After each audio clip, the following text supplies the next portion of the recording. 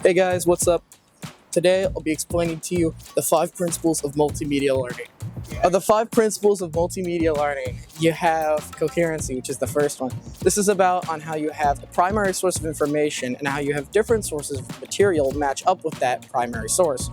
If these different sources are too different or aren't focusing on the primary topic, it can make it so what you're trying to say becomes muddled and harder to understand. So after that, we have the second principle, which is signaling, which is all about how you use graphics in order to highlight the pieces of material and information you're trying to show somebody. The third principle of multimedia learning is redundancy, which is the usage of multiple sources in order to tell the viewer the information you want to tell them. For instance, this could be using both verbal and text, along with also graphic and visual sources in order to show them what you want to show them. But by doing this, you can make it so their attention is split between multiple sources and make it harder for them to retain that information. So you have to be careful when you're using it. Anyways, we're going to go on to the next one now. So our fourth principle we have is spatial contiguity, which is how you have your visual elements align themselves with your frame. This is generally going to be your graphics and your text, and it's closer to have them together than have them separate because it's easier for the viewer to retain the information if it's together rather than separate, because they don't have to constantly go back and forth between the two sources. So our final principle of multimedia learning we have here today is temporal contiguity, which is how you have your visual and verbal elements align themselves in the timeline. Generally, if you have them running simultaneously, it's easier for the viewer to retain the information. Alright, and now that we've explained the 5 principles of multimedia learning, I have an example prepared for all of you today that's utilizing an instructional video that shows all 5 of the principles. This instructional video will be about how you can reload and fire one of the 12-pounder guns you can find around at the Ohio State House.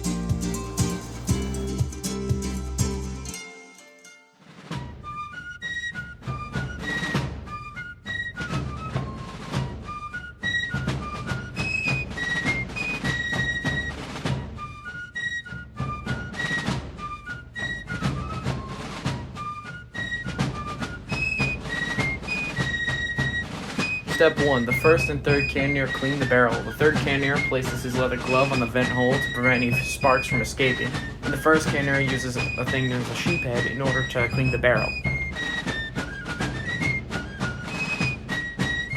With step 2, it's about loading the gun. The second cannoneer takes the shell and puts it directly in front of the barrel, at which point cannoneer 1 takes the other side of the sheep head and uses it to ram the thing into the barrel. Once it's in place, the third cannoneer then takes his primer wire and starts poking holes into the powder bag at the back of the cartridge. The gunner then uses the knob on the back and the wheel in order to go and aim the gun horizontally and vertically. Step 4. The fourth cannoneer inserts the friction primer into the vent hole. Once inserted and given the command, he pulls it as hard as he can in order to ignite sparks into the barrel, causing it to go off.